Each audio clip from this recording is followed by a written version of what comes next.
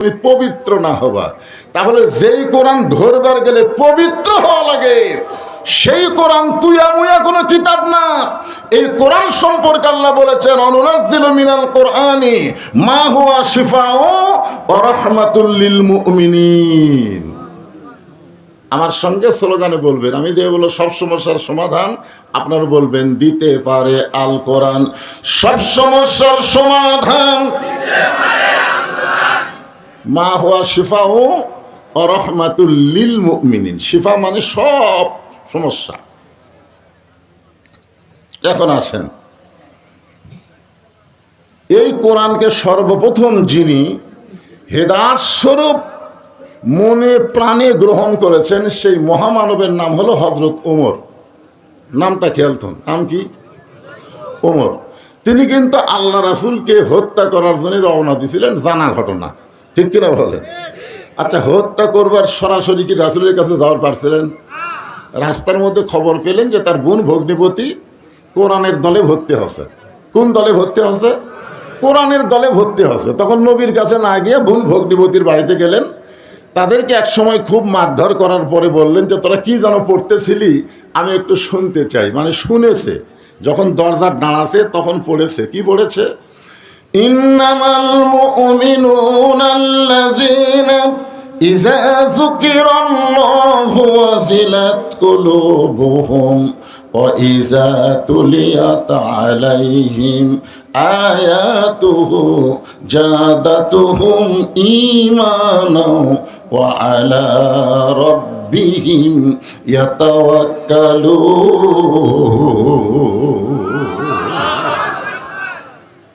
বোন ভগ্নিপতি বলল, ভাইজান আপনি যতই পাওয়ারফুল হন, আপনি যতই শক্তিশালী হন, এইটা ধরবার গেলে আপনার পবিত্র হওয়া লাগবে। যাই হোক, শেষ পর্যন্ত হযরত ওমর আল্লাহ রাসূলের কাছে গেলেন, তরবারি জমা দিলেন, ঈমান গ্রহণ করে কোরআনের সবক নিলেন। এই কোরআনকে এমনভাবে গ্রহণ করলেন যে কোরআনের ওসিলায় একসময় আল্লাহ তাকে বাংলাদেশের মতন ৯৬টা দেশের খলিফা বানায় দিলেন। আমাদের বাংলাদেশের মতন কয়টা? ৯৬টা দেশের খলিফা হযরত ওমর এক সময় হয়ে গেলেন। আইয়ুকুম আহসানু আমালা, এই শব্দের ব্যাখ্যা শোনার জন্য গুরুত্ব দিয়ে শুনতে হবে। এক সময় তিনি নিজের গালে নিজে চড় মারতেছেন, ডান হাতে ডান গালে, বাম হাতে বাম গালে। মসজিদের মেম্বরে বসে নিজের গালে নিজে যখন চড়ায়, এমন সময় ওসমান গনি মসজিদের মধ্যে ঢুকে বলতেছে, আমির আল মুমিনিন আপনি কি পাগল হয়ে গেলেন? কি আছে? কি এর মধ্যে বাচ্চা আছে?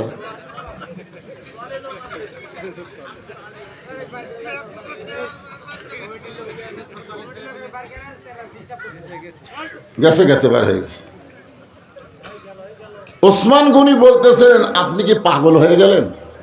ওমর ফারুক বলতেছে, ওসমান এই মসজিদের মেম্বরে বসে মিন শাররিল ওয়াসওয়াসিল খান্নাস, মিন শাররিল ওয়াসওয়াসিল খান্নাস, আমার খান্নাস ভিতরে একটা নফস আছে, আছে না নাই?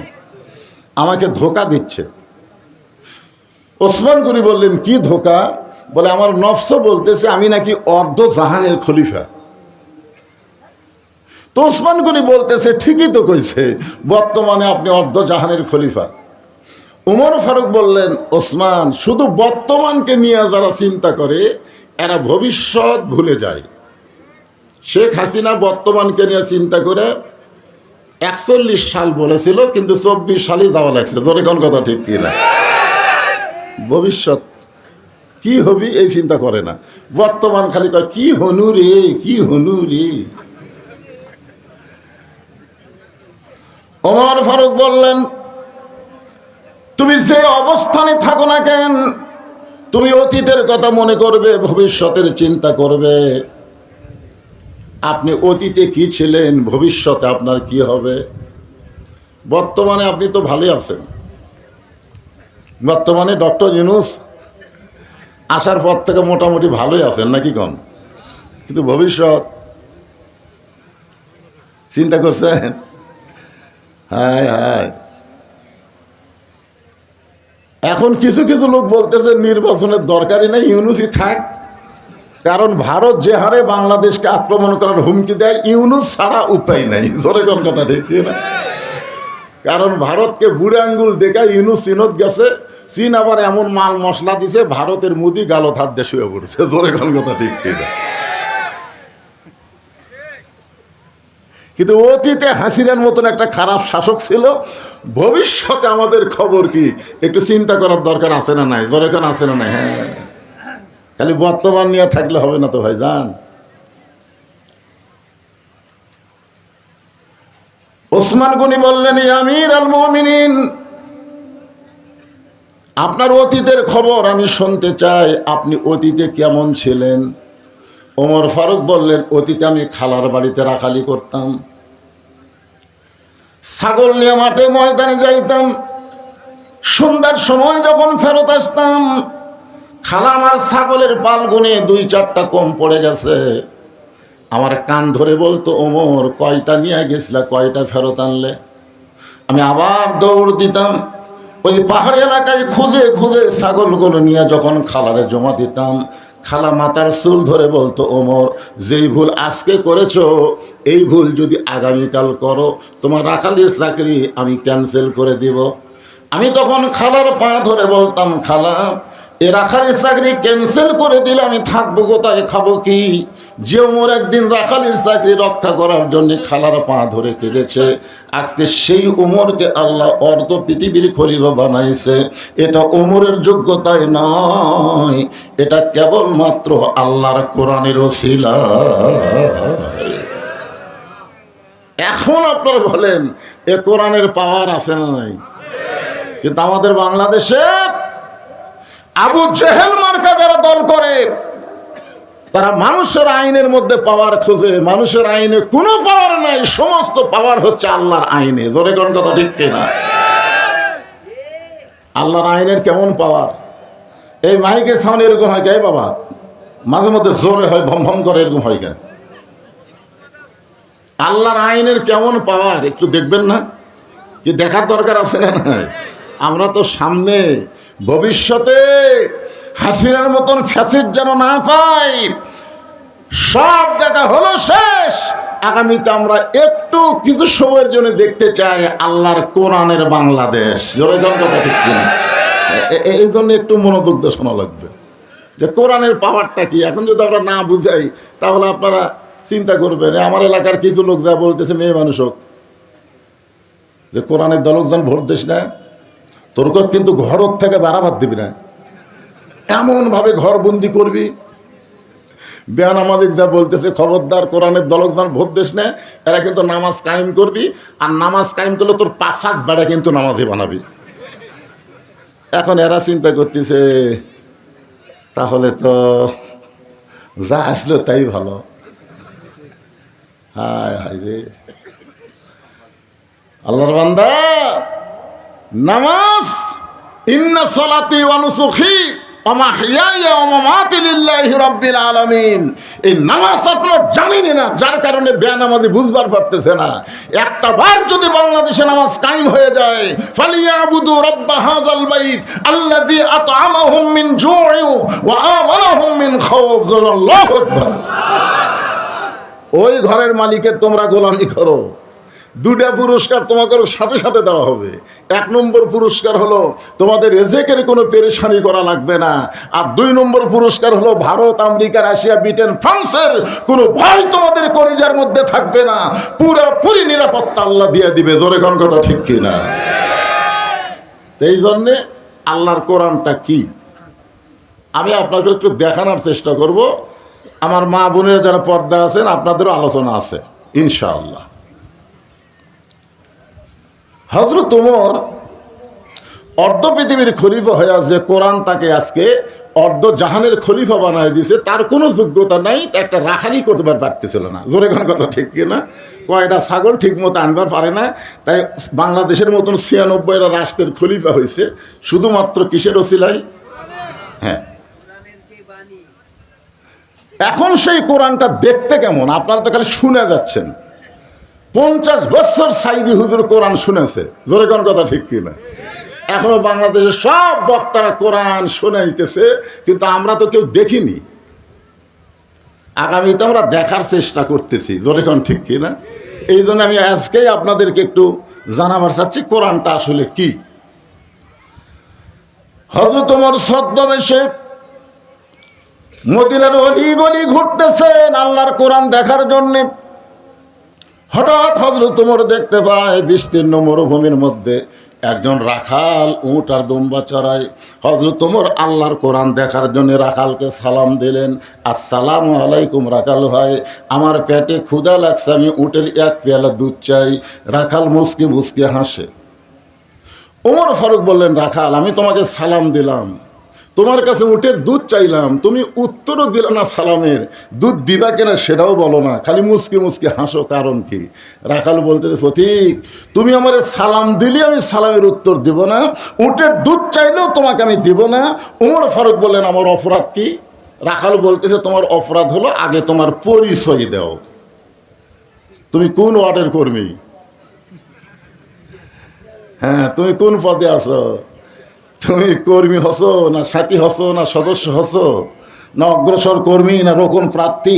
এরকম পরিচয় দেয় কি দেয় না? যেরকম দেয় কি দেয় না? হ্যাঁ, এখন বলতেছে তোমার সালামের উত্তর দেবো না, উটের দুধও দিবার পারবো না, আগে জানতে হবে তোমার পরিচয়। ওমর ফারুক চিন্তায় পড়ে গেলেন যে আমি অর্ধ পৃথিবীর খলিফা, আল্লাহর কোরআন দেখার জন্য ছদ্মবেশ ধারণ করছি, এখন যদি আমার পরিচয় দেই তো গুমুর ফাঁস হয়ে যায়। এমন সময় আল্লাহর কোরআন বলে, ওমর রাখাল যখন তোমার পরিচয় চাইছে তুমি আসল পরিচয় দাও। তোমার আসল পরিচয় হলো মিল্লাতা আবিকুম ইব্রাহিম হুয়া সাম্মাকুমুল মুসলিমিন।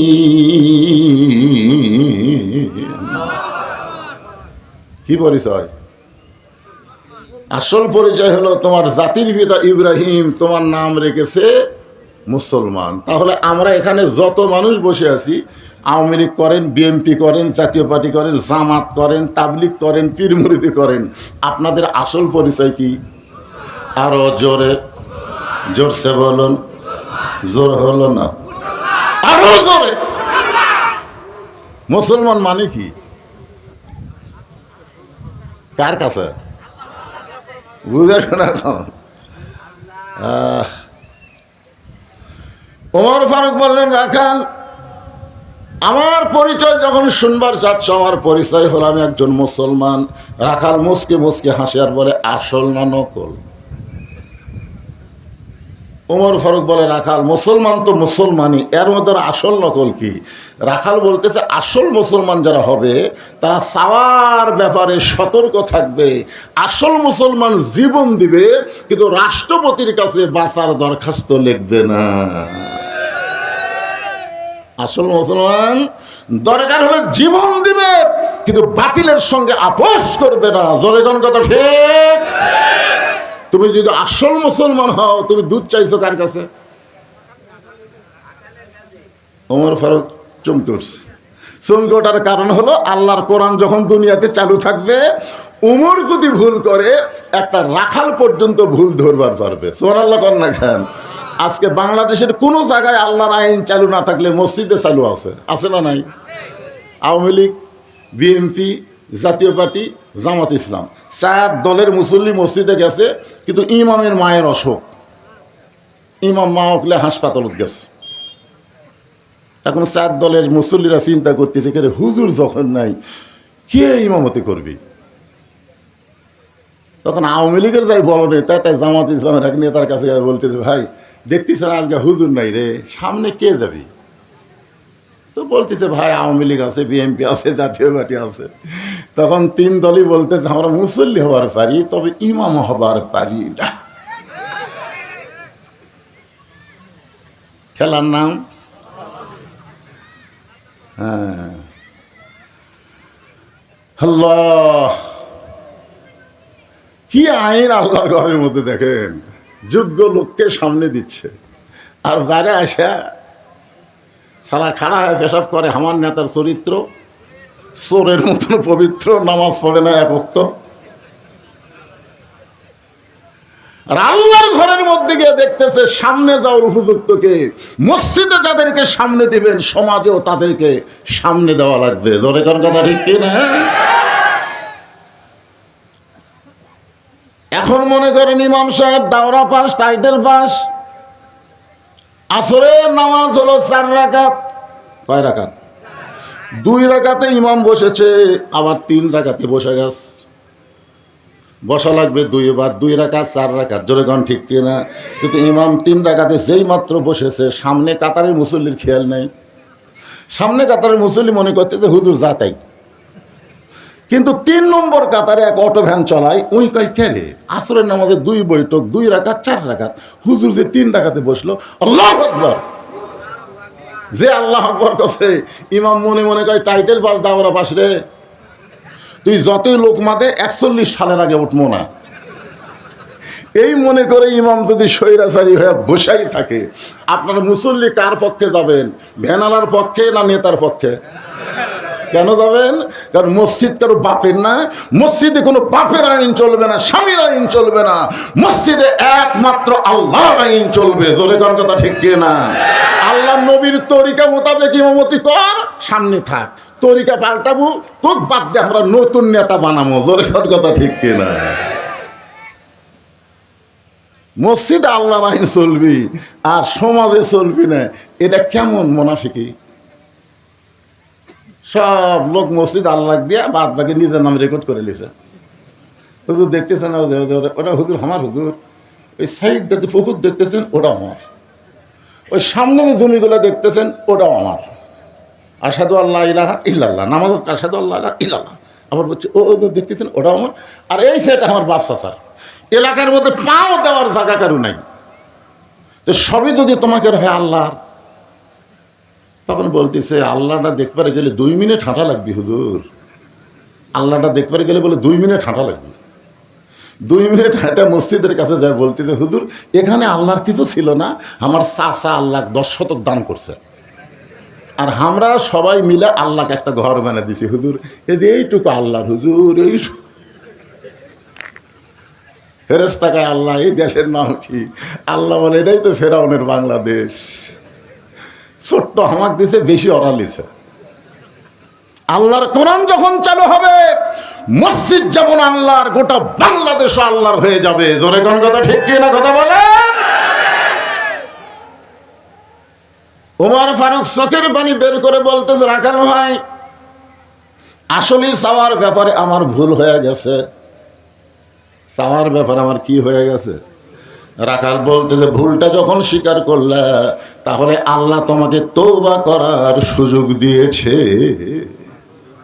আদম আলাইহিস সালাম ভুল স্বীকার করেছে, আল্লাহ তওবা করার সুযোগ দিয়েছে, কিন্তু শয়তান ভুল স্বীকার করে না। 2000 ছাত্র জনতা মরে গেল, শহীদ হয়ে গেল, 30,000-এর মতন পঙ্গু হয়ে গেল। এখন পর্যন্ত অনেক শয়তান আছে, তারা ভুল স্বীকার করতেছে না। জোরে কোন কথা ঠিক কিনা?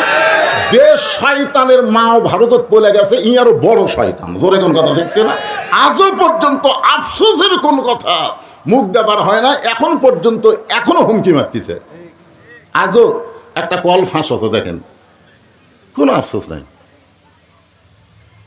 আচ্ছা ভুল হয়ে গেছে, উমর ফারুক বলতেছে ভাই আমার ভুল হয়ে গেছে। রাখাল বলে ভুলটা যখন স্বীকার করছো আল্লাহ তোমাকে তওবা করার সুযোগ দিচ্ছে। আমরা 4 ভাই, আমার বড় ভাই প্রাইমারি হেডমাস্টার, আওয়ামী লীগ করে। আমার ছোট 2 ভাই 2 কলেজের প্রফেসর, এরা বিএনপি করে। 5ই আগস্টের পরে আমার বড় ভাই আমার মাদ্রাসা মসজিদে বিকেলবেলা ঢুকলো। আমি সিসি ক্যামেরাতে দেখলাম, আমি আসে না সহজে, কিন্তু ঢুকলো। তো আমি আস্তে আস্তে নামে মসজিদের দরজাত গিয়ে বললাম, ভাই খবর কি? বলে তওবা কর্ম ভাই, ভুল স্বীকার করে তওবা কর্ম ভাই। বলে কি ভুল স্বীকার করে? না, যেই দলের মেম্বার থেকে প্রধানমন্ত্রী চলে যায় এই দল তার আমি নাই। বিশ্বাস করেন কোরআন আমার সামনে, আমার ভাই আল্লাহর ঘরের মধ্যে আমার কাছে তওবা পড়ে আল্লাহর দলে ভর্তি হলো। তো ভুল স্বীকার করার সুযোগ আছে তো। যারা আল্লাহর কোরআনের দল বাদ দিয়ে অন্য দল করতেছেন, ভুল স্বীকার করে ফিরে আসতে হবে আল্লাহর দিকে। জোরে কোন কথা ঠিক কিনা? মরা লাগবেই। আল্লাযী খলাকাল মাউতা ওয়াল হায়াতা, মরা লাগবেই। আল্লাহ বলেছে লা তামুতুন্না, মৃত্যুবরণ করো না ইল্লা ওয়া আনতুম মুসলিমুন। মুসলমান হয়ে মরা মানে আল্লাহর প্রতি আত্মসমর্পণ করে মরা। জোরে কোন কথা ঠিক কিনা? ওমর ফারুক বলে রাখাল তখন আমি তওবা করতেছি। রাখাল বলে তুমি মূর্খ মানুষ, তুমি তওবা কেমনে করবা? আমি তওবা করাই, তুমি আমার সঙ্গে তওবা পড়ো। ওমর ফারুক বলে আমি মূর্খ, এ কথা তোমার কে কইছে? রাখাল বলে চাওয়ার ব্যাপারে যে সতর্ক হয় না, এই সবচাইতে বড় মূর্খ। আপনার বলেন তো, যারা দয়াল বাবা দরবারেতে কেউ ফিরে না খালি হাতে, এরা কি? জোরে কওয়া লাগবে, এরা কি? আরো জোরে, জোরসে বলুন। আর একটা মূর্খ আছে, আল্লাহর ধন নবীরে দিয়া, আল্লাহ আছে গায়েব হইয়া, নবীর ধন খাজা নিয়া শুয়ে আছে আজমিরে, কেউ ফিরে না খালি হাতে, খাজা রে তোর দরবারেতে। আমরা সবাই বলবো কেউ ফিরে না খালি হাতে, আল্লাহ তোমার দরবারেতে। সবাই বলেন কেউ ফিরে না খালি হাতে, আল্লাহ তোমার দরবারেতে, আমার দয়ার আল্লাহর দরবারেতে কেউ ফিরে না খালি হাতে, আল্লাহ আল্লাহ। কি জিকির করা যাবে না? সাইজ মতো করা লাগবে। ওমর ফারুক বললেন রাখাল ভাই, তাহলে তুমি আমারে তওবা পড়ায় দাও। এবার রাখাল হযরত উমরকে তওবা পড়াচ্ছে। উমরের চোখ দিয়ে দর দর করে পানি পড়তেছে। পানি পড়ার কারণ হলো আল্লাহর কোরআন যখন দুনিয়াতে চালু থাকবে, ওমর যদি ভুল করে একটা রাখাল পর্যন্ত তওবা পড়ানোর সুযোগ পাবে। যারা মাগরিব এশার নামাজ পড়েননি, এখানে বসে থেকে ওয়াজ শুনতেছেন, মাগরিবও পড়েননি, এশাও পড়েননি, ফজরও না পড়ার নিয়ত করে বসে আছেন। আর যারা মাগরিব এশা পড়েছেন, যেভাবে পড়া দরকার সেভাবে হয়তো পড়বার পারেনি, কারণ বাংলাদেশে এখনো নামাজ কায়েম হয়নি। আমরা চোরের মতন পড়তেছি, বাপ পড়ে, বেটা পড়ে না, দাদা পড়ে, লাতি পড়ে না। জোরে কোন কথা ঠিক কি? এক ঘন্টার নামাজ হচ্ছে না তো। আনফুসাকুম আহলিকুম নারা, জাহান্নামের আগুন থেকে বাঁচতে গেলে বাবা তুমি একলা নামাজ পড়া বাঁচবে না তো, তোমার বেটাকে 7 বছর থেকে তালিম দেওয়া লাগবে, 10 বছর থেকে ঘাড় ধরে নামাজ ধরার লাগবে। জোরে কোন কথা ঠিক কি না? তাহলে যারা পড়িনি তারা তো পড়িনি, আর যারা পড়ছি তারা পড়ার মতন পড়িনি, পাস করবো না ফেল করবো। এই জন্যে সকলে মিলে আমরা একসাথে তওবা করি। অসুবিধা আছে? তাহলে সবাই বলেন আস্তাগফিরুল্লাহ, আস্তাগফিরুল্লাহাল্লাযী লা ইলাহা ইল্লা হুয়াল হাইয়ুল কাইয়্যুম ওয়া তুবু ইলাইহি, আস্তাগফিরুল্লাহ রাব্বি মিন কুল্লি যামবি ওয়া তুবু ইলাইহি। ওমর ফারুক তওবা করার পরে বলতেছে রাখাল ভাই, আল্লাহর হস্তে উটের 1 পেয়ালা দুধ দাও, যেই দুধটা পান করে ক্ষুধা তৃষ্ণা নিবারণ করতে চাই। রাখাল মুচকি মুচকি হাসে। ওমর ফারুক বলে আমার হাসো কেন? বলে হাসার কারণ হলো তওবা করার পরে তুমি আবার মুনাফিকি করলে। যেই বলছে মুনাফিক, ওমর ফারুকের চেহারা রক্তের মতো লাল হয়ে গেছে। আপনার বলেন তো কাফের ভালো না মুনাফিক ভালো?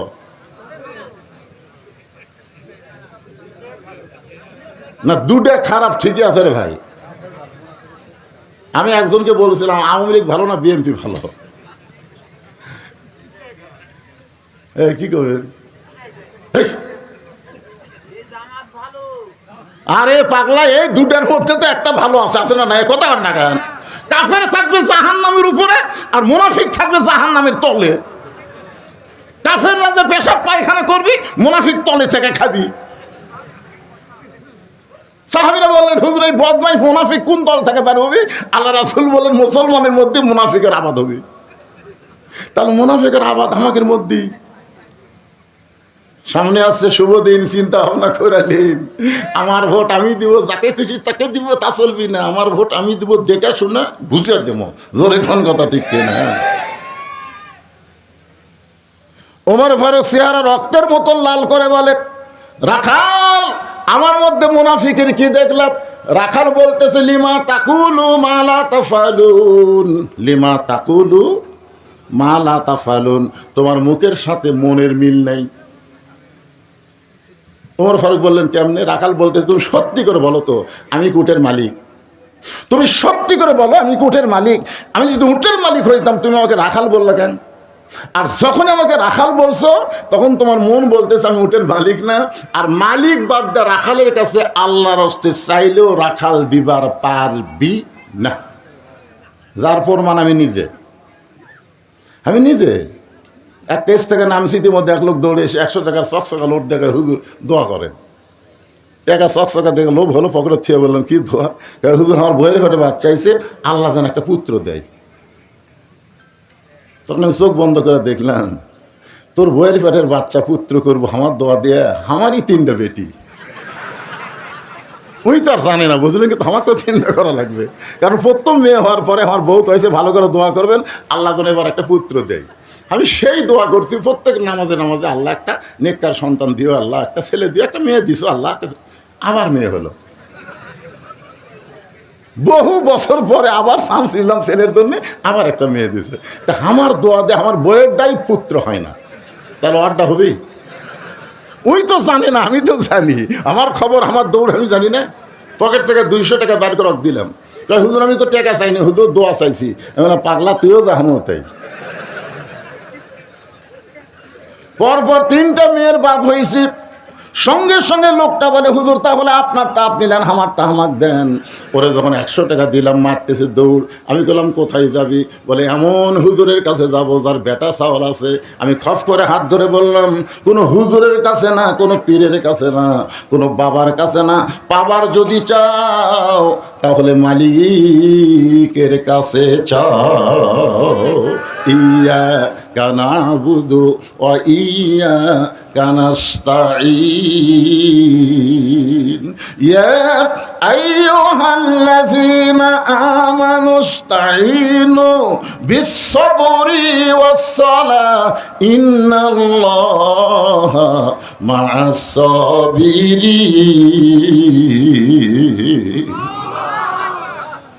ওমর ফারুক বলতেছে রাখাল তাহলে কি খবর? রাখাল বলতেছে কোনো দুঃসম্পদ না, এখান থেকে 10 মাইল দূরে মালিকের বাড়ি। তুমি মালিকের বাড়ি যাও, যা মালিককে বলো মালিক রাখাল উট দুম্বা চড়াই। তুমি মালিক যদি হুকুম দাও তাহলে রাখাল আল্লাহর রাস্তায় উটের 1 পেয়ালা দুধ দিবে। ওমর ফারুক বলে রাখাল অত দূর কষ্ট করে মালিকের বাড়ি যাওয়ার দরকার নেই। ধরো তোমাকে আমি 2টা টাকা দিচ্ছি, এই 2 টাকার বিনিময়ে তুমি উটের 1 পেয়ালা দুধ দাও। রাখাল মুসকে মুসকে হাসার বলে পথিক তুমি হযরত উমরক চেনো? তুমি হযরত উমরক চেনো? যদি উমরকে চিনতা এরকম বেসাইজা প্রস্তাব দেবার পারত না। উমর ফারুক বলে মানে? রাখাল ভাই তুমি জানো না উমরের গুপ্ত বাহিনী দূর দিকে দূর দেখতে পায় যে তুমি আমাকে 2 টাকা ঘুষ দিছো আর আমি মালিক বাদ দিয়ে তোমাকে 1 পেয়ালা উঠে দুধ দিলাম, তাহলে তোমাকেও ধরবে আমাকেও ধরবে। এ বুড়া বয়সে তুমি ধরা পড়বার চাও?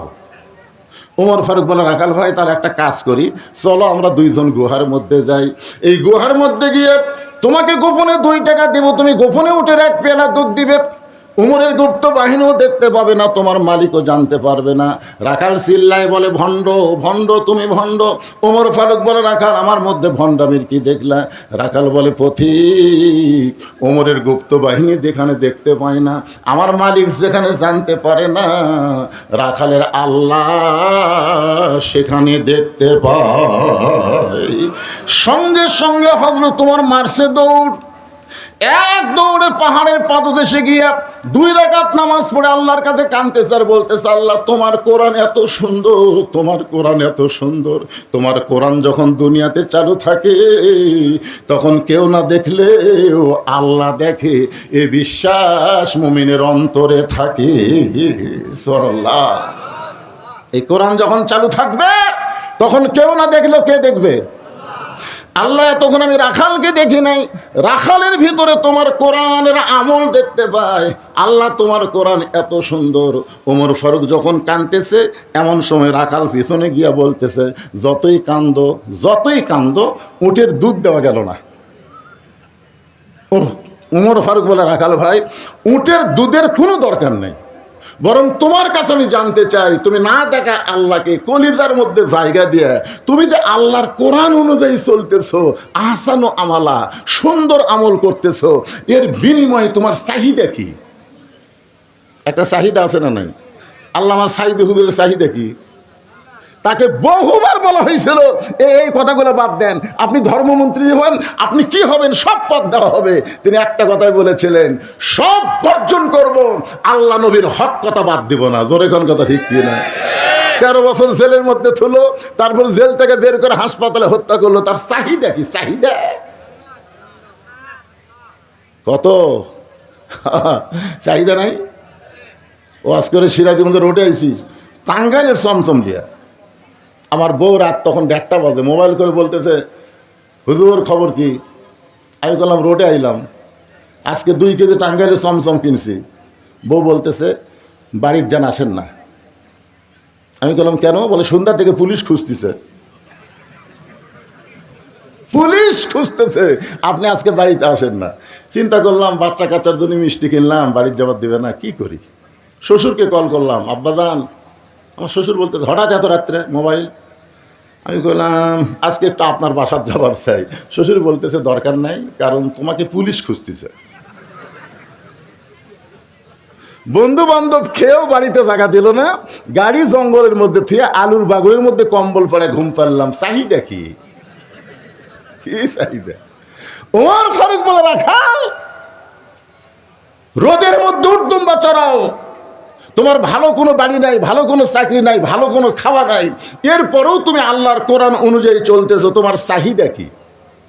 রাখাল চোখের পানি বের করে বলে পথিক, আমার চাহিদা যখন শুনতে চাও তাহলে আমার চাহিদা হলো রব্বানা আতিনা ফিদ দুনিয়া হাসানাতাও ওয়া ফিল আখিরাতি হাসানা ওয়া কিনা আযাবান্নার। দোয়া করেন না আপনারা? দোয়া করেন না? এই দোয়া করেন না? তাহলে সবাই পড়েন রব্বানা আতিনা ফিদ দুনিয়া হাসানাতাও ওয়া ফিল আখিরাতি হাসানা ওয়া কিনা আযাবান্নার। ওমর ফারুক মূর্খের অভিনয় করে বলতেছে, রাখাল ভাই তোমার চাহিদার কথা শুনতে চাইলাম, আর তুমি আমাকে কি শুনাইলা? কোরআনের আয়াত। এই কোরআনের আয়াত দিয়ে তুমি কি বুঝাবার চাও? রাখাল বলতেছে তুমি আসলেই মূর্খ। আরে পাগলা, এই কোরআনের আয়াতের মধ্যে 2টা চাহিদার কথা আছে, একটা হলো দুনিয়ার সৌন্দর্য, একটা হলো আখিরাতের সৌন্দর্য। দুনিয়ার সৌন্দর্য হলো মহামানব হযরত উমরকে আমি এক নজর দেখতে চাই, যে উমর আল্লাহর কোরআন দিয়ে রাষ্ট্র চালানোর কারণে আমার মতন রাখাল না দেখে আল্লাহকে কলিজার মধ্যে জায়গা দিবার পারছি। সেই উমরকে খালি একটা নজর দেখতে পারলে আমার দুনিয়ার চাহিদা আল্লাহ পুরা করবে। আমার 2 নম্বর চাহিদা হলো আমি রাখাল যখন মরে যাব, অধম রাখালকে আল্লাহ যেন জান্নাত দেন। ওমর ফারুক দৌড়ে গিয়ে রাখালের হাতটা খফ করে ধরে এভাবে 3টা চুমা খেয়ে বলতেছে, রাখাল ভাই তোমার 2 নম্বর চাহিদা আল্লাহ পুরা করছে, মরার সঙ্গে সঙ্গে আল্লাহ তোমাকে জান্নাত দিবে। আপনারা সুবহানাল্লাহ কন, কিন্তু রাখাল সুবহানাল্লাহ কয় না। ওমর ফারুক বলে রাখাল সুবহানাল্লাহ বলো। রাখাল সুবহানাল্লাহ বলে না, সঙ্গে সঙ্গে উমর ফারুক আল্লাহর কোরআন তেলাওয়াত করতেছে, ইন্নাল্লাযীনা ক্বালু রাব্বুনাল্লাহু সুম্মা ইসতাকামু তাতানাজ্জালু আলাইহিমুল মালাইকা আল্লা তাখাফু ওয়া লা তাহজানু ওয়া আবশিরু বিল জান্নাতিল্লাতী কুনতুম তুআদুন। এরপরেও রাখাল মাটির দিকে তাকা থেকে সুবহানাল্লাহ কয় না। ওমর ফারুক বলে কে রাখালাই, মরার সাথে সাথে আল্লাহ তোমাকে জান্নাত দিবে, সুবহানাল্লাহ কও না কেন? রাখাল বলতেছে পথিক তুমি খুব চালাক, মরার পরে জান্নাত দিবে এই বাকি কথা সহজেই বলতেছো, কিন্তু হযরত উমরকে এক নজর দেখতে পাবো, এই লগত কথা বলতে তোমার কোন জাকাত বাঁচে? ওমর ফারুক চিন্তাত পড়ে গেছে, যে রাখাল আমাকে তওবা পড়াছে, যে রাখাল আমাকে মুনাফিক করছে, যে রাখাল আমাকে ভণ্ড করছে, এখন যদি বলি আমি উমর, বলাও সারা, হাত ফেল করে মরাও সারা। বুঝতে পারতেছে না? উমর রাস্তাতে গেলে শয়তান কয়দিন যায় না, আর সেই উমরও কি পড়াছে? কথা কয় না, তওবা পড়াছে। মুনাফিক কছে, ভণ্ড কছে। এখন যদি বলে ভাই রাখাল তুমি যে উমর দেখ পারছো, আমি সে উমরে এ বলা শোনাও সারা মরাও সারা। ওমর ফারুক চিন্তায় পড়ে গেলেন, আমি যে ওমর, এই কথা রাখালকে কেমনে বলবো? এমন সময় আল্লাহর কোরআন বলতেছে, উদউ ইলা সাবিলি রাব্বিকা বিল হিকমাহ। ওমর ডাইরেক্ট যদি বলবার না পারো তাহলে হেকমতের সাথে বলো। ওমর ফারুক বলে, রাখাল ভাই সত্যি যদি ওমরকে তুমি দেখতে চাও তাহলে ফজরের নামাজ তোমাকে সামনে কাতারে আদায় করা লাগবে। ফজর যদি সামনে কাতারে আদায় করো, মেহরাবের দিকে লক্ষ্য করে দেখবা যেই মানুষটা ইমামতি করতেছে ওই মানুষটি হলেন হযরত ওমর। তাহলে আল্লাহর কোরআন দিয়ে যখন রাষ্ট্র চলবে তখন প্রধানমন্ত্রী কি করা লাগবে? আর কথা কয় না, আর কথা কয় না। আর আল্লাহর কোরআন ছাড়া তারা প্রধানমন্ত্রী হবে ইমামতি। এবার খালি ডক্টর ইউনূস একটু ঈদের জামাতে সামিল হচ্ছে, তাই মানুষ কি খুশি রে। যদি ঈদের নামাজের খুতবা দিত তাহলে জনগণ কি খুশি হতো। কথা কন না কেন ভাই? আল্লাহর কোরআন দিয়ে যখন বাংলাদেশ চলবে তখন দেশের প্রধান, দেশের বড় ঈদগার খতিব হবে, বড় মসজিদের খতিব হবে। জোরে করে কথা কর না কেন?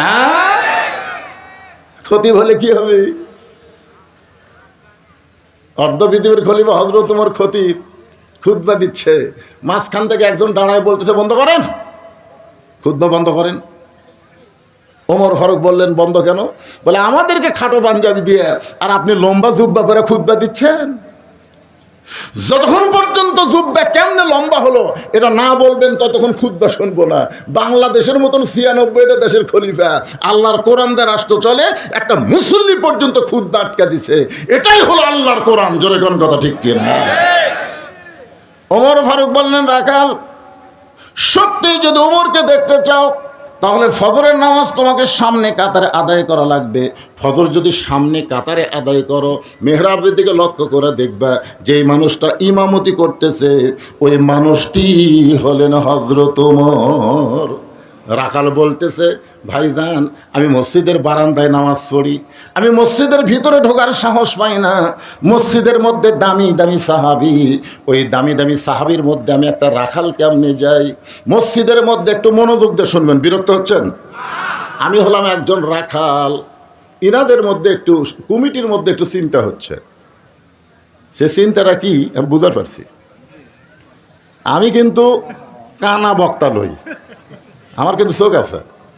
আমি শ্রোতার দিকে খেয়াল করে দেখতেছি, শ্রোতারা দুই একজন আসতেছে, বসতেছে, উঠতেছে না কেউ। ওই দিকে কতগুলো খালি হো হো মারতেছে। ওরা কি ব্যাগ লে আছে নাকি? আচ্ছা আপনারা ব্যাগ পার্টি রেডি আছে? ব্যাগ পার্টি এই ব্যাগ আলারা কোথায় রাই? কমিটির মধ্যে একটু চিন্তা ভাবনা করতেছে, হুজুর যে ওয়াজ ধরলো এই ওয়াজ তো খুবই শেষ হবে না। আমি কিন্তু ওয়াজ শেষ পর্যন্ত কর্ম, তাতে যদি 10টা লোক থাকে তাহলে ওয়াজ শেষ পর্যন্ত করা লাগবে। আগামীকাল পর্যন্ত বাঁচার গ্যারান্টি আমার নাই। জোরে কথা কর না কেন ভাইজান? আমি এই ওয়াজ থুইয়া বলবো আগামী বছর আবার দাও, তো আগামী বছর বইয়ের কাছে বলে যাচ্ছি মাপ দাও, বাড়িতে আসবে নাও পারি। এতদিন পুলিশ ধরার চিন্তা করছে, এখন আজরাইল ধরার চিন্তা করো। জোরে কথা ঠিক। তো ব্যাগালা পার্টি কোথায়? ভিতরে নামো তো বাবা, নামো। এই ছেলেরা 2 দিন ব্যাপী তাফসীরুল কোরআন মাহফিল করতেছে শুধুমাত্র কোরআনকে ভালোবেসে। আপনাদের কাছে ব্যাগ যাবে, রুমাল যাবে, কারা কারা 1 টাকাও দিবেন না তারা হাত তোলেন তো দেখি। যারা 1 টাকাও দিবেন না তারা হাত তোলেন। আর যারা 10 টাকা, 20 টাকা, 50 টাকা, 100 টাকা দিবেন, এরকম দিবেন নিয়ত করেছেন, তারা হাত তোলেন তো দেখি ভাইজান, তারা হাত তোলেন তো। এই দেখেন তো হাত তোলা কারো বাকি আছে? তাহলে টাকার বস্তা হবে এবারে। কেরা আপনারা তোলেন, আপনি তোলেন। এটি আসলে আমরা দেবো না, আমরাও দেবো তো। লিল্লাহি তাকবীর। এই মাত্র 5 মিনিট টাইম দিলাম, 5 মিনিট। এর মধ্যে ব্যাগলা ঢোকো। এই ঢুকছে নাকি? ব্যাগলা ঢুকছে, একবার 20-25টা ব্যাগলা ঢোকো। এই যে ঢুকছে, এই যে ঢুকছে, দিয়ে দাও বাবা, সবাই দিয়ে দাও, সবাই দিয়ে দেন, সবাই আল্লাহর রাস্তায় দিয়ে দেন, সবাই দিয়ে দেন। দেওয়ার পর আবার সেখান থেকে এক টানা ওয়াজ হবে, ওটা বসা নাই ইনশাআল্লাহ। কেউ যদি মনে করেন হুজুর আমরা ওই ব্যাগের মধ্যে 10 টাকা 20 টাকা দেওয়ার পার্টি না, আমরা 500-1000 টাকা দেওয়ার পার্টি, তাহলে আপনার কোনো মতে টেজত এসে দিবার পারেন। না, ব্যাগের মধ্যে তো 500-1000 টাকা কেউ দিবে না। আমি বহু ব্যাগ খুঁজে দেখছি, খালি 100 টাকা, 20 টাকা, 10 টাকা, 5 টাকা এলেই। 500 টাকা 1000 টাকা লোড খুব কম পাওয়া যায়। আছে আপনাদের মধ্যে এমন কেউ আছে যে কোরআনকে ভালোবেসে একটা কোরআনের দাম, কোরআনের মাহফিলে 500 টাকা দিয়ে দিলাম, এরকম কেউ আছে আল্লাহর বান্দারা? যে হুজুর এই ছেলেরা গান বাজনা না করে 2 দিন ব্যাপী কোরআনের মাহফিল করতেছে, আগামীকাল দিনে আসতেছেন এ বাংলাদেশের যুবকদের আইডল মুফতি আমির হামজা, জোরে কোন কথা ঠিক? হ্যাঁ, আজকে তো বুড়া মানুষের ওয়াজ শুনতেছেন, কাল হবে ভাস্তার ওয়াজ। এই তো মাশাল্লাহ, এই দেখেন পাওয়া গেল তো, একজন হোক আর 2 জন হোক, মাশাল্লাহ 500 টাকা দিয়ে দিয়েছে। আর একজন আল্লাহর বান্দা নিজ থেকে 500 টাকা দান করেছে। এই ব্যাগগুলো যতক্ষণ আদায় হবে ততক্ষণ আমি আদায় করব। ব্যাগের আদায় শেষ, মা বোনদের মধ্যে আদায় করার লোক আছে? মা বোনদের মধ্যে আদায় করার লোক নাই? মাশাআল্লাহ, আল্লাহর এক বান্দা 1000 টাকা দান করেছে, আল্লাহ দানকে কবুল করেন। আর একজন 500 টাকা দান করলো, আল্লাহ দানকে কবুল করেন। আল্লাহ নেক নিয়ত, কেউ উঠবেন না, শয়তান যেন উঠপার না দেয়। মিন শারিল ওয়াসওয়াসিল খান্নাস, খান্নাস বলবো ওয়াজ হচ্ছে রে, আদায় শুরু করলে আর ওয়াজ হবে। আমি ওয়াদা দিচ্ছি কোরআন আমার সামনে শেষ পর্যন্ত আলোচনা হবে ইনশাল্লাহ, ওটা বসার দরকার নাই। মাশাআল্লাহ, আমাদের এই তানোর থানার আমিরের জামাত আমার ভাই 500 টাকা দান করেছে, আল্লাহ তার দানকে কবুল করেন। আল্লাহ নেক নিয়ত নেকাশা পুরা করেন। তো ইজ্জুমান তাশা, আল্লাহ তাকে সম্মানের আসনে আসন করেন। আল্লাহুম্মা আমিন। একটু জিকির করেন ভাইজান। যে বাড়িতে খাওয়া দাওয়া এত সুন্দর মেহমানদের করার পরেও তার মনের মধ্যে একটু শরম, আরে আমার ভাইজান 86 সালে দাখিল পাস করছে, আমি 84 সালে, 2 বছরের জুনিয়র। 1000 টাকা দান করেছে, আল্লাহ দানকে কবুল করেন। আল্লাহ নেক নিয়ত নেকাশা পড়া করেন। তার একটা মেয়েকে দেখলাম একটু প্রতিবন্ধীর মতন, অনেক চেষ্টা করেছে। আমরা দোয়া করি আল্লাহ তুমি সবই পারো, তার মেয়েটাকে পুরাপুরি সুস্থ করো। জোরে কোন আমিন, জোরে বল আল্লাহুম্মা আমিন। এই ছেলেরা খালি ব্যাগ নিয়ে ঘুরিস, ব্যাগের মধ্যে টাকা দিচ্ছে, ব্যাগ নিয়ে খালি দৌড়াদৌড়ি করে, বলে টাকা লিবা তারপরে দাদা কি বাবা দিচ্ছে। মাশাআল্লাহ, হ্যাঁ, ব্যাগগুলো নিয়ে সব টেজের উপর চলে আসে। এবার জিকির করেন লা ইলাহা ইল্লাল্লাহ, জোরে লা ইলাহা ইল্লাল্লাহ। মহব্বতে আল্লাহর জিকির করতে অলসতা করতে হয় না। লা ইলাহা ইল্লাল্লাহ, লা ইলাহা, লা ইলাহা ইল্লাল্লাহু মুহাম্মাদুর রাসূলুল্লাহ সাল্লাল্লাহু আলাইহি ওয়াসাল্লাম। রাখাল চোখের পানি বের করে বলতেছে, আমি বারান্দায় নামাজ পড়ি, আমি মসজিদের ভিতরে ঢোকার সাহস পাই না, কারণ মসজিদে দামি দামি সাহাবী, ওই দামি দামি সাহাবীর মধ্যে আমি একটা সাধারণ রাখাল কেমনে যাই? ওমর ফারুক বলে, রাখাল তুমি এত কিছু জানো, তুমি কোরআনের এই আয়াত কি জানো না?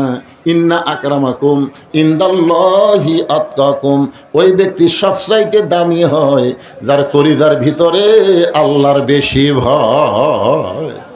আল্লাহু আকবার বলেন। কি মনোযোগ দিয়ে শোনেন, আমি চেয়ারত বসে ওয়াজ করতেছি, আমি বেশি দামি, আর আপনারা মাটিতে বসে ওয়াজ শুনতেছেন, আপনারা কম দামি।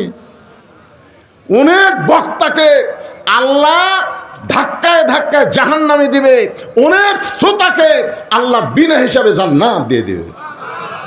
কি মনে করতেছেন বক্তার ঠেলা নাই? বক্তারা যদি লিমা তাকুলু মালা তাফালু না হয়, মুখে যা বলে আমলে তা করে না, এই বক্তার বাঁচা নাই বাজান।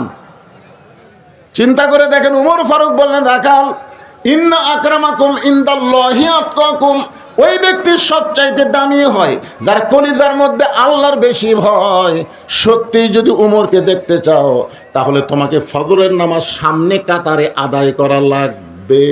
রাখাল বলতেছে, তাহলে এশার নামাজ পড়ে আজকে আর আমি বাড়ি যাব না, এশার নামাজ পড়ে আজকে আর আমি বাড়ি যাব না। ওমর ফারুক বললেন, এশার নামাজ পড়ে বাড়িতে কেন যাব না? রাখাল বলে, এশা পড়ে যদি বাড়ি যায় তাহলে ফজরের নামাজ সামনে ধরতে যদি কষ্ট হয়। ওমর ফারুক বলে, রাখাল তুমি বলো তো 5 ওয়াক্ত নামাজের মধ্যে 3 ওয়াক্ত তাড়াতাড়ি, এই আঙ্গুলের দিকে তাকান, কয় ওয়াক্ত? আসর, মাগরিব, এশা। আপনি দেখেন তো আসরের কিছুক্ষণ পরে কি কথা কয় না। আসরের কে ছেলে পেলে নামাজ পড়ো না তোমরা? আসরের কিছুক্ষণ পরে কি? মাগরিবের কিছুক্ষণ পরে। 2 ওয়াক্ত নামাজ লম্বা কেন? এশা থেকে ফজর, ফজর থেকে জোহর লম্বা কেন? রাখাল বলতেছে আমি তো জানি না ভাই। ওমর ফারুক তো বলবার পর এই মূর্খ, এতক্ষণ আমাকে মূর্খ মূর্খ করলু। কিন্তু না, নেতা হলে, নেতা যারা হবে তারা রাগ চেক দেওয়া লাগবে ভাই। কর্মীর সাথে নেতার কথার মিল হলে চলবে না। আমাদের কতগুলা নেতা এত সন্ত্রাসী, যার যা আছে তাই লেবার হও। তোমরা কি হাতে চুরি বুড়া থাকো নাকি? এটা নেতা না ডাকাত রে? নেতা কারে কয় জানেন? ওমর ফারুক বললেন রাখাল, ফজর থেকে জোহর আর এশা থেকে ফজর এই 2 ওয়াক্ত লম্বা কেন? রাখাল বলতেছে আমি জানি না। ওমর ফারুক বললেন তাহলে শোনো, ফজর থেকে জোহর আল্লাহ লম্বা সময় দেওয়ার কারণ হলো এই সময়ের মধ্যে মানুষ চাকরি বাকরি করবে, ব্যবসা বাণিজ্য করবে, খেতে খামারে কাজ কাম করবে। এগুলো করতে গিয়ে তার দেহের যে ক্ষয় হবে, এশা থেকে ফজর আল্লাহ লম্বা সময় দিছে। এই লম্বা সময় যদি ঘুম পাড়ে, ওই ক্ষয়গুলো আল্লাহ ঘুমের মধ্যে পুরা করে দিবে। তুমি এশা থেকে ফজর ধরবার চাচ্ছা, যদি তোমার চোখত ঘুম ধরে, রাখাল বলতে ঘুম যদি ধরে মসজিদের মধ্যেই ঘুমিয়ে যাব। যেই বলছে মসজিদের মধ্যে ঘুমাবো, উমর ফারুক চেহারা রক্তের মতো লাল করে মসজিদের মধ্যে ঘুম পাড়ার দলিল দে। মসজিদের মধ্যে ঘুম পাড়ার দলিল থাকা লাগবে না? ঘুম পাড়া তো দূরের কথা, জোহর নামাজ পড়া সবাই চলে গেছে, ওরা 3 জন 4 ফ্যান দিয়ে গল্প করতেছে। 1-8 ঘন্টা হয় গল্প ছাড়ে না। 2 কান্দে 2 ফেরেশতা বলতেছে আল্লাহ সবাই নামাজ পড়ে চলে গেল, ফাইজা কুতিয়াতি সলা ফান্তা শুরু ফেলার। তেহারা 3 জন 4 ফ্যান দিয়ে গল্প করতেছে। রেজাল্ট কি? আল্লাহ বলতেছে রেজাল্ট হলো ওই যে ফ্যান ঘুরতেছে, এই ফ্যান ঘোরার কারেন্টের বিল এই 3 জন যদি আলাদাভাবে পরিশোধ না করে, এরা জান্নাত যাওয়ার পারবি না। কারণ মসজিদের বাপের ঘর না, যে ইচ্ছা মতো ফ্যান ঘুরাবি। জোরে কোন কথা ঠিক কথা বল না? আগে ছোটবেলা দেখছি কাঁচা পেঁয়াজ খাইয়া রসুন খাই কেউ মসজিদ ঢুকলে মুরব্বীরা তা টুনের ঘুতে মারছে, তোর মুখ পেঁয়াজ গন্ধায়। ফেরেশতারা দুর্গন্ধ সহ্য করতে পারে না। কাঁচা পেঁয়াজ রসুন খায় মসজিদে ঢোকেনি, আর এখন মসজিদের মধ্যে পেঁয়াজ কাটতেছে, কুচকুচ কাটতেছে। কে ভাই পেঁয়াজ কাটতেছে? মুড়ি মাখমো হুজুর, মুড়ি মাখমো। মসজিদ তোর বাপের রান্নাঘর বানাছো? হ্যাঁ, আল্লাহর ঘর মসজিদের গুরুত্ব আছে না নাই? আছে না নাই? ওমর ফারুক বললেন রাখাল, আজানের গুরুত্ব দিও। 5 ওয়াক্ত নামাজের মধ্যে সবচাইতে গুরুত্বপূর্ণ আজান হলো ফজরের আজান। জোরে বলেন কিসের আজান? ফজরের আজানের মধ্যে একই শব্দ 2 বার কয়। যুবকেরা তোমরা শুনবার পাও? মুরব্বী করক বলতেছেন, আপনারা তো শুনবেনই। চামড়া ঢিল, আল্লাহর সাথে দিছেন মিল। এই যুবকেরা চামড়া টাইট, টাইট। 3টা পর্যন্ত ফেসবুক দেখে টাইট। যেই ফজরের আগের দিক দ্বারা ঘুমায়া যায়, আসসালাতু খায়রুম মিনান নাওম, যদিও শুনবার পাই শীতের দিন, ল্যাপ তুলে দিছে মাথার উপরে। এখন পাও যদি বাইরে থাকে, পাও টানে বুকের কাছে থসে, বাইরে থেকে মনে করবেন চাউলের বস্তা ঢেঙ্গা থসে। মাথাও নেই, পাও নেই। কোনো একজন চালাকি করে যদি ল্যাপ টান দেন, ল্যাপের মধ্যে তাকায় দেখবেন ল্যাপের ভিতর ওর সাইজ আর সকালবেলা সাইড ঠেবে কুত্তার সাইজ একই সাইজ। ফজরের নামাজ বাদ দিয়ে ঘুম পাড়ে যারা, আপনার বলবেন কুত্তার আমল করে তারা। ফজরের নামাজ বাদ দিয়ে ঘুম পাড়ে যারা, কে কে বলতেছে না রে? জোরে জোরে বলা লাগবে।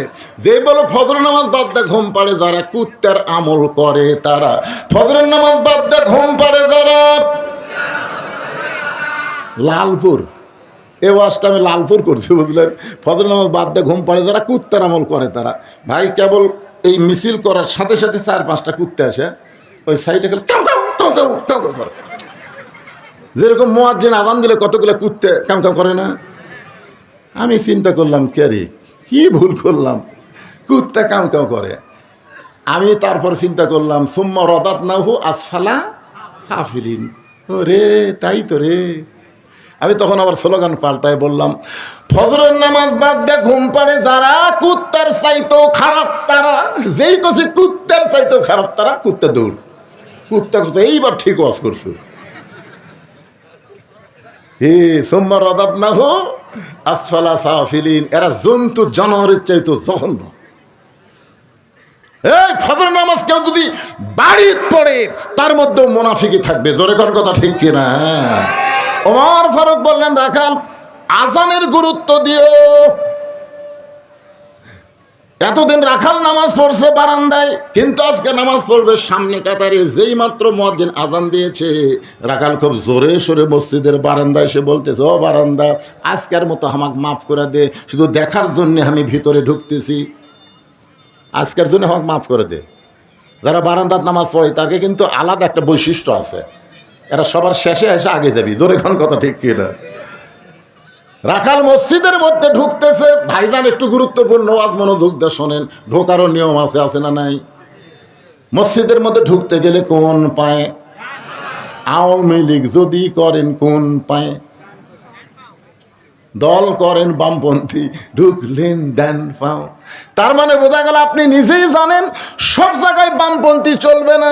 ডান পায়ে শুধু ঢুকলে হবে না, জবান খুলে একটা দোয়াও পড়া লাগবে, আল্লাহুম্মা আফতাহ লি আবওয়াবা রহমাতিক। এই দোয়াটা পড়ে রাখাল সামনে কাতারে যাবার চাই। প্রত্যেকটা সাহাবী নড়ে সরে রাখালকে যাওয়ার রাস্তা করে দেয়। রাখাল মনে মনে কয়, আল্লাহ, এতদিন বারান্দার থেকে মনে করলাম ভিতরে দামি দামি, কিন্তু আজকে ভিতরে ঢুকে দেখতেছি আমিও যা এরাও তাই।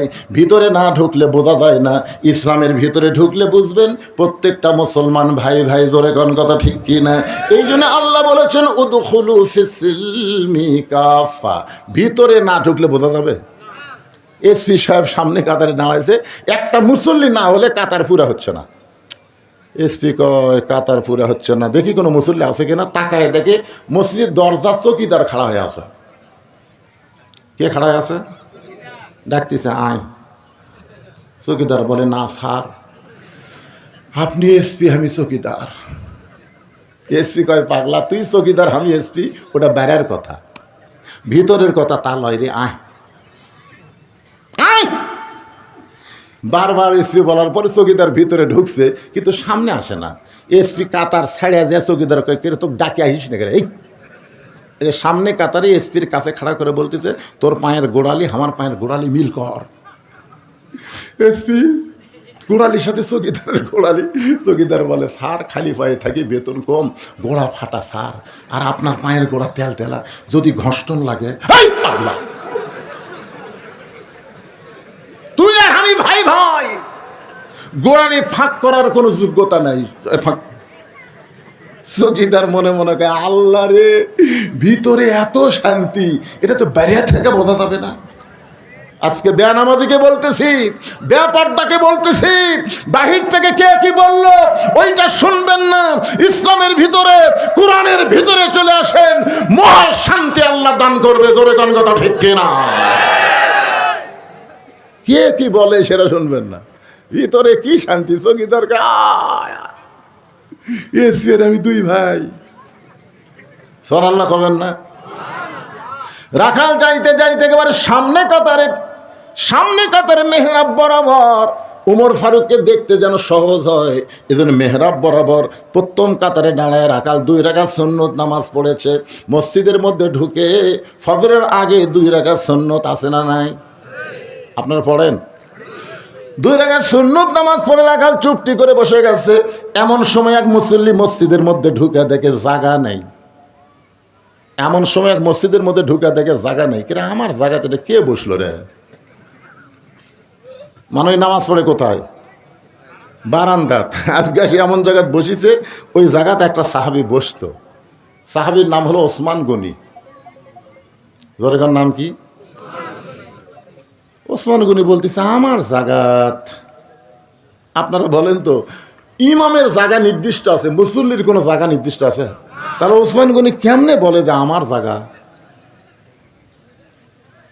বলার পিছনে কারণ হলো, আল্লাহ রাসূল বলেছেন, হাদিসটা খেয়াল করে শুনবে।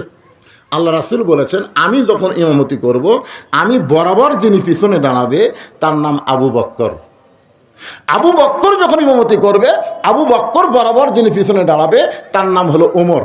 ওমর যখন ইমামতি করবে, ওমর বরাবর পিছনে যিনি দাঁড়াবে তার নাম হলো ওসমান। ওসমান যখন ইমামতি করবে, ওসমান বরাবর পিছনে যিনি দাঁড়াবে তার নাম হলো আলী। আলী যখন ইমামতি করবে, আলী বরাবর পিছনে শব্দ উল্লেখ করে রাসূল আর কারো নাম বলেন না। সমস্ত সাহাবীরা বলেন, ইয়া রাসূলুল্লাহ, হযরত আলী যখন ইমামতি করবে, আলী বরাবর পিছনে কে দাঁড়াবে? রাসূল বললেন, মা ইয়ানতিকু আনিল হাওয়া ইন হুয়া ইল্লা ওয়াহয়ুহা। আমি নবী ততক্ষণ পর্যন্ত বলতে পারি না যতক্ষণ পর্যন্ত আল্লাহ বলার হুকুম না দেয়। এই আলী পর্যন্তই হলো খোলাফায়ে রাশেদিন। তাহলে ওমর ফারুক যখন ইমামতি করবে, ওমর ফারুক বরাবর কে দাঁড়াবে? ওসমান গনি। কিন্তু দেখে জায়গা দখল। আল হায়াউন ওসমান, ওসমান গনি সরম বেশি, নরমও বেশি। মনে করছে আমার জায়গায় বসিছে থাক। কাছে আসে দেখে রাখালের পাশে ফাঁকা জায়গা। ওই ফাঁকা জায়গায় 2 রাকাত সুন্নত পড়ে রাখালের দিকে 3 বার তাকাছে, 3 বার। কোনো দিনও দেখেনি, আজকে প্রথম দেখতেছে, বুঝলেন না? সরাসরি দেখবার পারতেছে না, বুঝলেন না? রাখাল কিন্তু তাকে আছে, কে একবার দেখলো।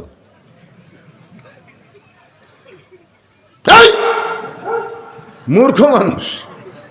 আপনারও মূর্খ মানুষের দিকে বারবার তাকান তো খেপে যাবে না। আমি একবার তাকাছিলাম এক অটো ভ্যানালার দিকে, কয় হুজুর গাড়ির চড়া বেড়ান দেখি মোশান হসা। আমি বললাম, ভাইরে যখন গাড়ি যায় তোরও গাড়ি 1 চাকা নামাস, আমার গাড়ি 1 চাকা নামা, আটো রাস্তা, তুই যে আমার ব্রেক কমজোরি হুজুর, আমি নামাবার পারবো না, আপনার গাড়ি দরকারে মাটি চালিয়ে যাবেন। এই কথা বলার পরে আমি 3 বার তাকাছি। আমার কয় হুজুর কি মনে করেন এতবার তাকান কে? আপনারা সারা রাত যদি আমার দিকে তাকা থাকেন আমি রাগ করবো, কিন্তু একটা মূর্খ লোকের দিকে তাকালে তাকে দেখবেন 2-4 বার খেপে দেবে। রাখাল বলছে, এই নিয়ে বারবার আমার দিকে কি দেখো নিয়ে। ওসমান গনি ভয়ে লাফ দিয়ে উঠছে, উঠে বলতেছে, ভাই যান আপনাকে কোনোদিন আমি সামনে কাতারে দেখি নাই, আজকে একটু ভালো করে দেখার জন্য 3 বার তাকাইছি। আপনার পরিচয় কি? বলে, আমার পরিচয় হলো আমি একজন রাখাল। যে বলেছে আমার পরিচয় আমি একজন রাখাল, ওসমান গনি মুস্কি মুস্কি হাসতেছে। মুস্কি মুস্কি হাসার কারণ হলো রাখাল যারা হবে তাদের ভাষা নরম হলে চলবে না, রাখালের ভাষা মাঝে মধ্যে গরমও হওয়া লাগবে। আল্লাহ রাসূল বলেছেন, প্রত্যেকটা অভিভাবককে আল্লাহ রাখালের দায়িত্ব দিয়ে দুনিয়াতে প্রেরণ করছে। শোনেন, আপনি গরু ছাগল মাঠে নিয়ে গেছেন, আপনার গরু ছাগল যদি কারো আবাদের দিকে যায়, আর আপনি যদি বলেন বাবা গরু ওদিকে আবাদ আছে, বাবা যাস না বাবা, ওই শুনবি। আর যদি লাঠি, এই গরু, আর এক ধাপ, দেখবেন গরু কিন্তু মানুষের চাইতে ভালো শোনে। এই জন্যে আল্লাহর পক্ষ থেকে প্রত্যেকটা অভিভাবককে আল্লাহ রাখালের দায়িত্ব দিয়ে প্রেরণ করেছে। এখন হয়তো আপনারা মনে করতেছেন, হুজুর আমার তো গরু ছাগল নাই, আমি কার উপর রাখালি করব? আপনি চোখ বন্ধ করে দেখেন, আছে। চোখ বন্ধ করে বিবেকের আয়না দিয়ে তাকায় দেখেন, আছে। আপনার বাড়িতে 42 বছরের একটা গাভী আছে, চোখ বন্ধ করে দেখেন, 42 বছরের একটা গাভী আছে। এখন ভাইয়ের ডার কত বয়সের আমি জানি না, আমার ডার মুরব্বী কি বুঝতে পারতেছেন না, রাগ করে বসে আছে। 42 বছরের একটা গাভী আছে, 22 বছরের একটা আড়িয়া আছে, 17 বছরের একটা বকনা আছে। গাভী হচ্ছে বউ, আড়িয়া হচ্ছে বেটা, বকনা হচ্ছে মেয়ে। আপনারা বলেন তো, এই 3টার উপর আপনার রাখালি করার দায়িত্ব আছে না নাই? তা আপনি যে এশার নামাজ পড়ে বাড়ি গেলেন, আপনি সামনে কাতারে এশার নামাজ পড়লেন, পড়ে বাড়ি যাচ্ছেন, আর মনে মনে চিন্তা করতেছেন আমার ম্যাডাম এখন এশার নামাজ পড়তেছে, আমি মসজিদে বললাম আমার বাড়িয়ালি এশার নামাজ যায় নামাজে পড়তেছে বাড়িতে। এই নিয়ত করে বাড়ি ঢুকে দেখেন আপনার ঘরের মধ্যে হরি হরি হরি হরি লোলো লোলো লোলো হরি হরি হরি লোলো লোলো লোলো খেরা।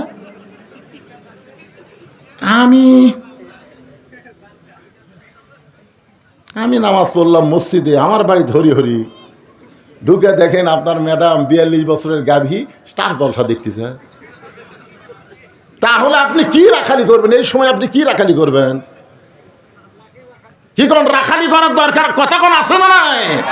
আপনি কাছে গিয়ে রিমোট কন্ট্রোল নিয়ে টিভি অফ করে বলবেন, এই তুই যে স্টার জলসা দেখতেছিস, এই স্টার জলসা কোন দেশের? ভারতের তুই জানিস আমাদের 400 বছরের পুরাতন বাবরি মসজিদ ভাঙ্গা, ভারত রাম মন্দির বানাচ্ছে। যে ভারত মসজিদ ভাঙ্গা রাম মন্দির বানায়, সেই ভারতের কোনো চ্যানেল মুসলমানের ঘরে চলবে না। ভারত আবার মুসলমানদেরকে অত্যাচার করতেছে, নির্যাতন করতেছে, মসজিদ মাদ্রাসা ভাঙতেছে। এই ভারতের কোনো কিছু আমরা আর দেখবো না। আজ থেকে ভারত বয়কট করে দিলাম। জোরে কোন কথা ঠিক না?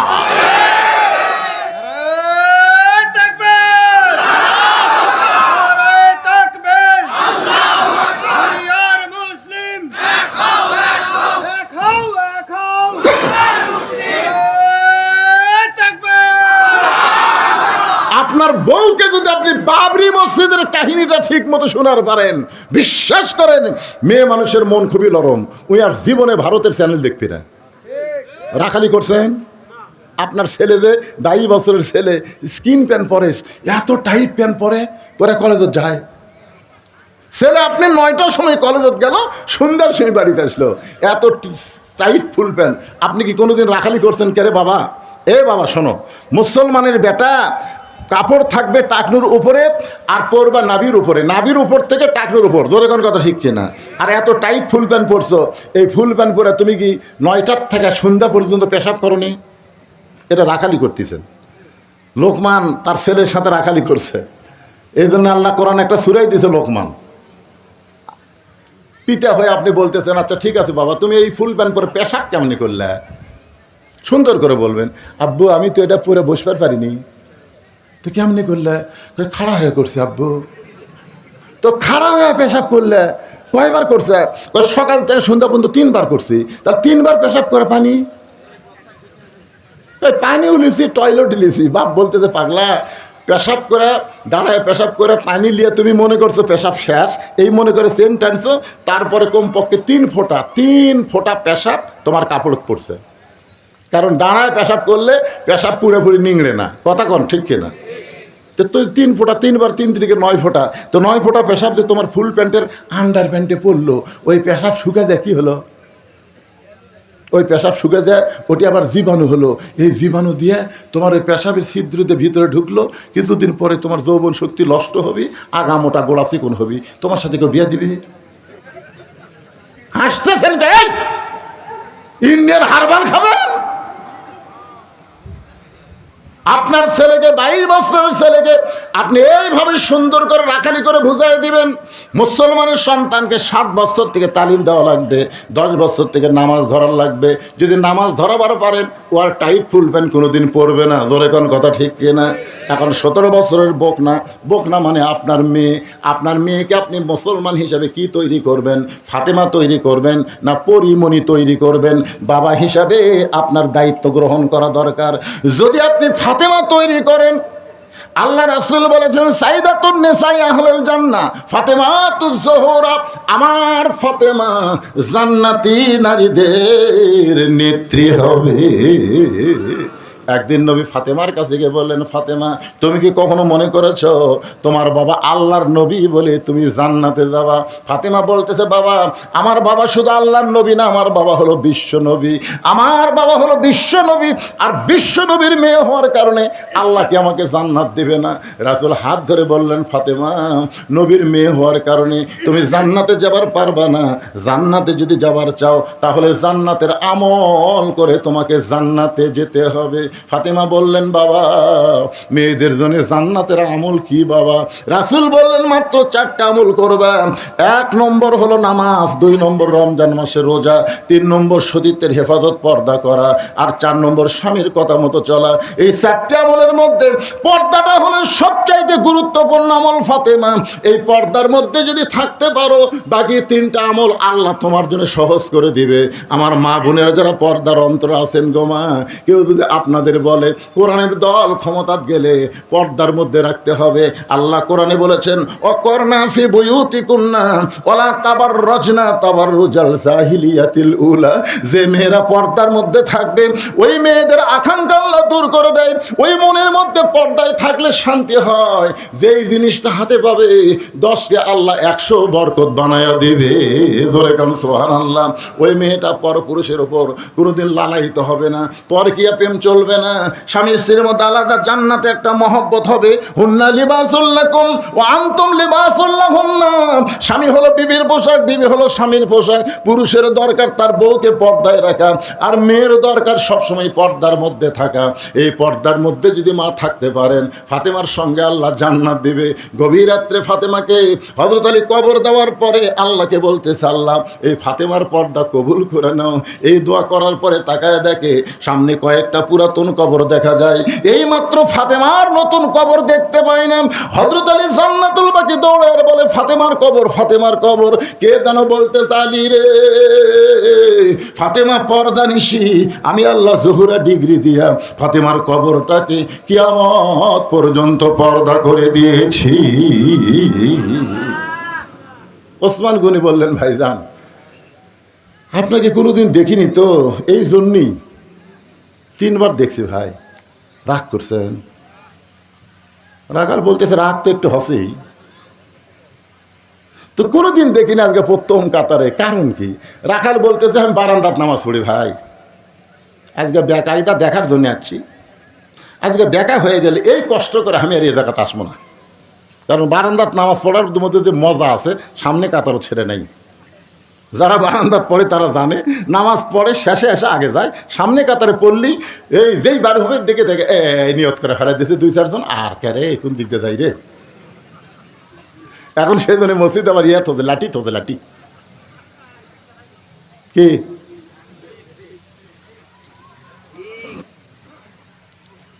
তো এখন আজকের দিনেই খালি সামনে কাতারে পড়তেছি, দেখা হলে আমি চলে যাব, দেখা হলি। ওসমান গনি বলতেছে, আপনার দেখা হবে তার গ্যারান্টি কি? রাখাল বলতেছে, আমার চোখের পাওয়ার ভালো আছে, আমি দেখতে পাবো। ওসমান গনি বলে, রাখাল ভাই আজ কয়েক বছর হলে সামনে কাতারে নামাজ পড়তেছি, এখন পর্যন্ত আমার দেখা হয় নাই। রাখালকে কি করলে? ওসমান গনি বলতেছে, কয়েক বছর হলে সামনে কাতারে নামাজ পড়তেছি, এখন পর্যন্ত আমার দেখা হয়নি। রাখালকে আমার দিকে তাকাও তো দেখি, তাকাও। ওসমান গনি যে তাকাছে, চোখের মনি তো ঠিকই আছে রে, তো দেখা হয় না কেন? রাখাল দেখতে চায় হযরত ওমরকে, আর ওসমান গনি দেখতে চায় নামাজের মালিক আল্লাহকে।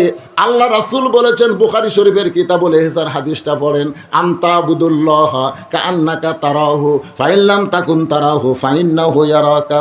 কোন আল্লাহর বান্দা যখন ইবাদতের মধ্যে শামিল হবে, ইবাদতের মালিক আল্লাহকে দেখতে পাবে। আল্লাহ যদি দেখা সম্ভব না হয়, আল্লাহ তাকে দেখতেছে, এই বিশ্বাস তার কলিজার মধ্যে আসবে। ওসমান গনি মনের মধ্যে বড় আশা, যাকে সেজদা দিলাম তার কুদরতি পায়ে যেন একটাবার সেজদা দিবার পারি, এই দৃশ্য যেন আল্লাহ আমাকে দেখায়। এই চিন্তায় সামনে কাতারে নামাজ পড়ে। ওসমান গনি বলে, ভাই কয়েক বছর হলে সামনে কাতারে নামাজ পড়ি, এখনো পর্যন্ত আমার দেখা হয় নাই। রাখাল বলতেছে, কান্দা লাগবি না। কান্দা লাগবি কারা? তুমি আমার হাত ধরো। রাখাল ওসমান গনি বলতেছে, তুমি আমার হাত ধরো, আমি নিজেও দেখবো, তোমাকেও দেখায় দেব। এবার ওসমান গনি খফ করে হাত ধরে বলতেছি, ইয়া আইয়ুহাল্লাযীনা আমানু তাকুল্লাহা ওয়া কুনু মা'আস সাদিকিন। ঈমানদারেরা, আল্লাহর ভয় যদি ভিতরে রাখতে চাও তাহলে সত্যবাদীদের তোমরা সাথী হও। আপনারা বলেন তো, সত্যবাদীর সাথী হওয়া বলতে কি বোঝাচ্ছে? ইন্নাল্লাহা ইয়ামুরুকুম আন তুআদ্দুল আমানাতি ইলা আহলিহা ওয়া ইযা হাকামতুম বাইনান নাস আন তাহকুমু বিল আদল। আল্লাহু আকবার, জোরে বলেন আল্লাহু আকবার। সত্যবাদীর সাথী হওয়া মানে কি? আপনারা বলেন তো, বর্তমানে বাংলাদেশে মানুষের কথা যারা বলে তারাই সত্য কথা বলে, না যারা কোরআন নিয়ে কথা বলে তারা সত্য কথা বলে? তাহলে কোরআন নিয়ে যারা কথা বলে, কোরআন নিয়ে যারা রাজনীতি করে, কোরআন নিয়ে যারা রাজত্ব চালাবার চায়, তাদের সাথী হওয়ার কথাই এই আয়াতের মধ্যে আল্লাহ পরোক্ষভাবে বলতেছে। জোরে কোন কথা ঠিক কিনা? বুঝতে পারছেন? ওসমান গনি রাখালের হাতটা ধরে মনে মনে বলতেছে, আল্লাহ নিজের যোগ্যতায় আমি কোনোদিন দেখতে পাই নাই, আজকে এমন একজন লোক পাইছি, সে নিজেও দেখবে এবং আমাকেও দেখায় দিবে। ওসমান গনি বড় আশা নিয়ে রাখালের হাতটা ধরে বসে আছে। কিছুক্ষণ পর নামাজের সময় হয়েছে। নামাজ মানে জামাতের সময়। যেই জামাতের সময় হয়েছে, মুয়াজ্জিন আকামত দেওয়া শুরু করছে। আকামত আপনারা বোঝেন না? আকামত বোঝেন আকামত? আচ্ছা, মুয়াজ্জিন যখন আকামত দেয় তখন বসে থাকার কোনো সুযোগ আছে? তো চেয়ারত যারা বসে থাকে এরা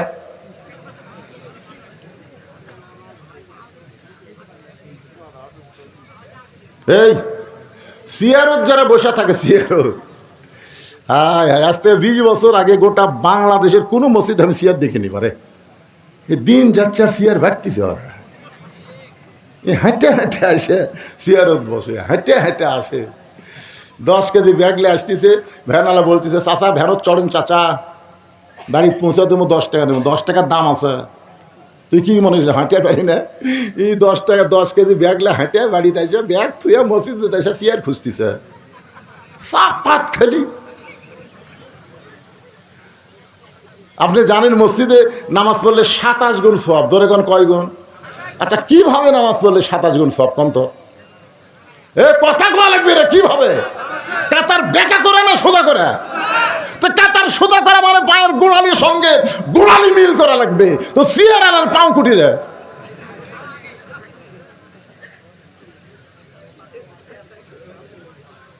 সামনে একজন ফাঁকা দিয়ে পিছনে যতই কাতার করেন সামনে কাতার মাকরু হয়ে যাবে।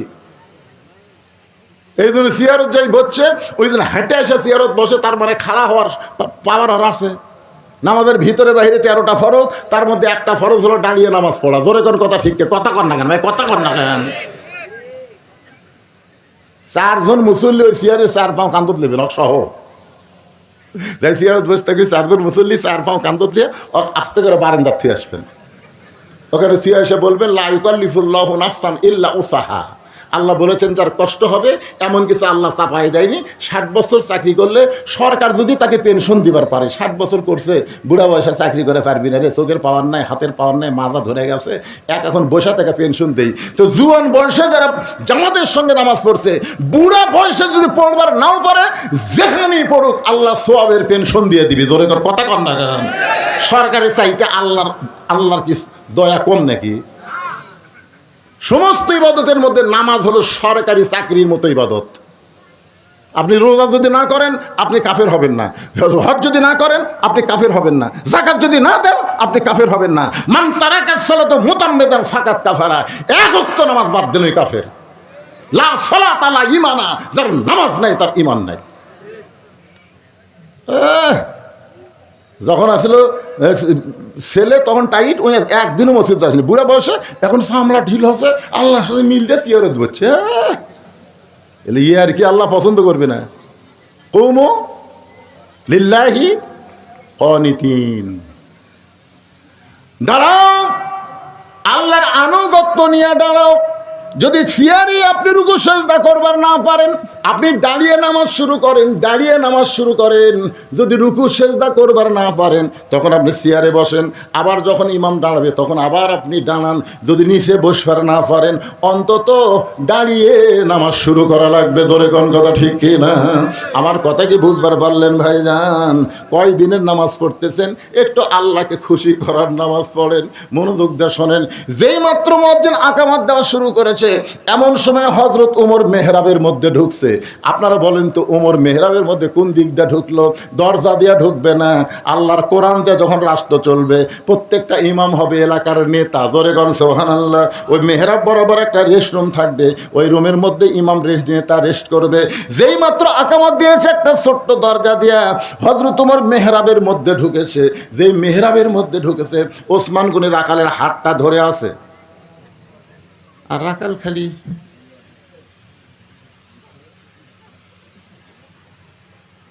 কে রে, এই তো হক হলো। উমর দেখবার গেলে সামনে কাতার জালিবি তো রে খেললো কিংকা শোকাচ্ছে, আর ওসমান গনি হাত ধরে আছে। যেই মাত্র রাখাল বলেছে কতকামাতিস সালাহ, কতকামাতিস সালাহ, সঙ্গে সঙ্গে রাখাল আল্লাহু আকবার, আল্লাহু আকবার যেই কছে রাখাল ওসমান গনি হাত ছাড়া দিস। হাত ছাড়াতে বলতেছে ভাইজান ইমাম সাহেব ভুল করলে মানুষ লোকমা দেয়, এখন কতকামাতি সালা আকামতি শেষ হয়নি আর তুমি আল্লাহু আকবার লোকমা দিলে। রাখালকে এই জন্যই তো তুই কানা, এই জন্যই দেখবার আসা, তুই দেখবার পাস না। এই জন্যে তুমি কানা দেখতে এসে দেখতে পাও না। এই কথা বলার সঙ্গে সঙ্গে তৃতীয় কাতারের একজন মুসল্লি দৌড়ে এসে রাখালের হাতটা ধরে হ্যাঁচকা টান দিয়ে বলতেছে, তোকে সামনে দেখে আমার সন্দেহ হয়েছে, এই পাগল তুই যারে কানা কানা বলে তিরস্কার করতেছিস, এই মহামানবকে তুই চিনিস? রাখাল বলতেছে, আমি বারান্দাত নামাজ পড়ি, আমি ভিতরের কাউকে চিনি না। সাহাবী বলতেছে, পাগল রে, যেই মানুষটা তখন তোর হাত ধরেছিল ওই মানুষটি হলো আল্লাহর নবীর ডবল জামাই ওসমান গনি। রাখাল ছোট বাচ্চার মতন কান্দে। এই জন্যে বারান্দাত নামাজ পড়ি, এই জন্যই মসজিদের ভিতরে কোনোদিন ঢোকার সাহস পাই না।